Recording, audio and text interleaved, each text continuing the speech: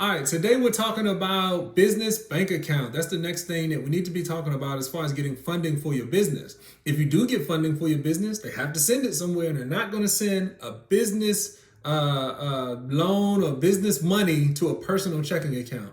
So it's important that you get a good business checking account. All right, we're going to talk about that today. Stay tuned.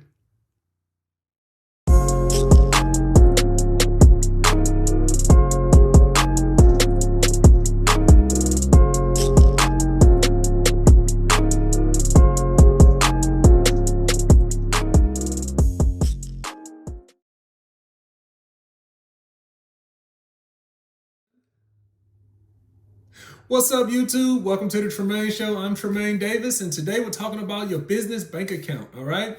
And we've been walking through the process of what it takes to get funding for your business, okay? This is something that anybody can do, any business can do. Don't think that you have to, be some kind of special business. You don't have to have good credit. You can have bad credit. Your business can be a startup. You can be just getting out the gate. You can take these steps no matter where you are in your business life cycle. So don't think that you have to be doing something special in order to do the things that we're talking about, okay? So over the last maybe 3-4 days or so, we've been talking about how to position yourself, how to get set up to get funding for your business. I think that is a key element that all businesses have to face. All businesses have to figure out how they're going to get a cash infusion into this idea, into this thing that we're trying to bring to market so that they can ultimately be successful. You have to excuse my voice. I literally just did a presentation for a national church denomination. We were talking about leadership and things like that. So voice is a little tired, but we're going to get through this. We're going to get through this. I made a commitment and we're doing a business video every single day to empower this community. So doing your business checking account, that is something that you have to think about doing. Okay. Now, a lot of people, when they're just getting started with their business, they just put it all in their personal checking account and everything like that. Now, there are a couple of reasons why you don't want to do that. The first thing is that you want to have some separation between what's happening on the business side of the house and what's happening on the personal side of the house. And I know you're thinking like, there's not much happening on either side. Some people may be saying that, but even that, all things be as they may, you still need to have a business checking account. And like I said, the first reason is just to have some separation. The things that you do over here in the business, you want to be able to account for those things differently from the diapers and the baby food and the groceries that you buy for your house or your household. All right.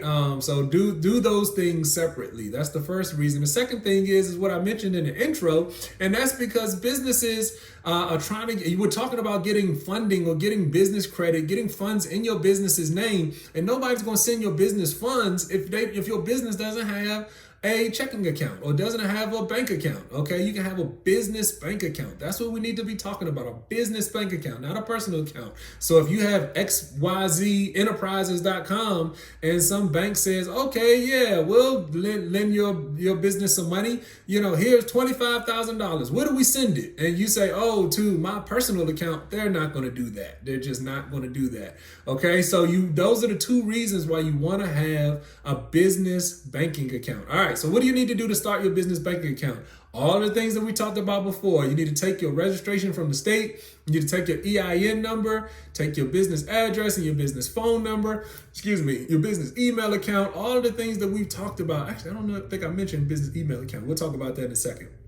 But take all of that information to the bank and then you start your business banking account. That's all that you need. We've talked about everything that you need. The main two pieces that you're going to need is your registration from the state, from the Secretary of State. We talked about that, and your EIN number. That's how you get a business banking account. Now, when they do that business banking account, they're going to send information somewhere. So that's when you'll be able to put your business phone number and your business address up there so they can all be, all inclusive and your business will look official. So that's one thing that you can do, or one way that you can get your business banking account started just by doing the things that we talked about over the last couple of days. Now, I forgot to mention something, and that's your business email address. Now, that is a step all by itself. I kind of skipped it because I forgot about it, but we're going to talk about it right now, and that is you don't want to have at gmail.com, at yahoo.com, at hotmail.com, whatever the email handle is. If you can, spend the $2 a month, spend the $3 a month with GoDaddy or Squarespace or Wix or somebody to get an official email address. So my name is Tremain, And my company is Davis and Davis Investments and Management. So Tremain at Davis and Davis Investments and Management instead of Tremain at gmail.com. It makes a big difference when you're talking about making your business. What did we talk about yesterday? Making small business look like big business. You know, these are the small things that make a difference when somebody's assessing risk or assessing whether they're going to give your business some money, especially as an early stage company or startup, somebody who's just getting out of the gate. They have to be able to see that you've invested the time, invested the money in making this business a real business before they even consider giving you money. And you'll be surprised that those small things make a difference. All right, so back to the business banking account. Which banks should you go to? Well, it's really up to you. You can go to any bank and start a business banking account as long as you have your Secretary of State papers and your EIN number. Those are the two things that you need. Now, which banks do I recommend? I would say I would recommend going to your mid-level banks, okay? Your community banks or your small banks that are like have 1 or 2 branches on your street, you know, maybe not so much, you know, they may have some, you know, small big business programs, but a lot of times you don't get, you know, the best business programs from the smaller banks. The bigger banks are really concerned with, you know, big business. So just think about Amazon probably has an account with Wells Fargo or has an account with Bank of America. So if you come in there with your business that you're just getting started and you want to deposit, you know, $300, they're not as excited about that. But the mid-level banks, you know, the Truist of the world, the Regions of the world, BBVA, you know, those mid-tier, mid-level banks, those are really good banks that you can start looking at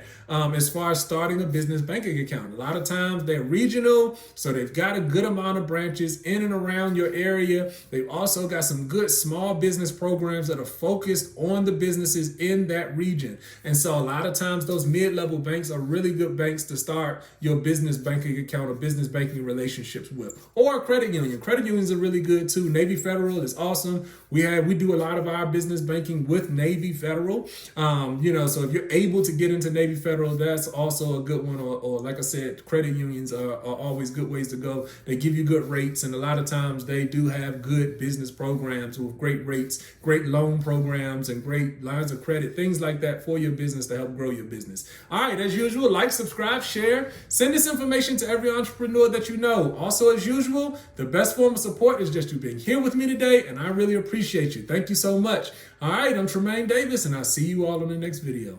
Peace.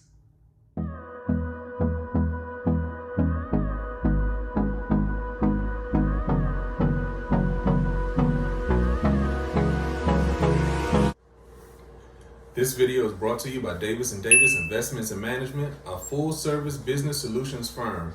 So whether you need one-on-one business coaching or training, or whether you need business strategy development, or if you just need to learn how to shoot professional videos from your iPhone so you can move some of your content online, we've been helping businesses win for over 10 years. So click the link below, grab your free consultation to see if we're the right fit for you. So, thank you for watching our video and make sure subscribe to the channel, click the button, and 2, 5. Bye!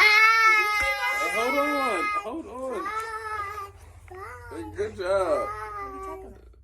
TJ just told everybody to subscribe to the channel and look below and click the button.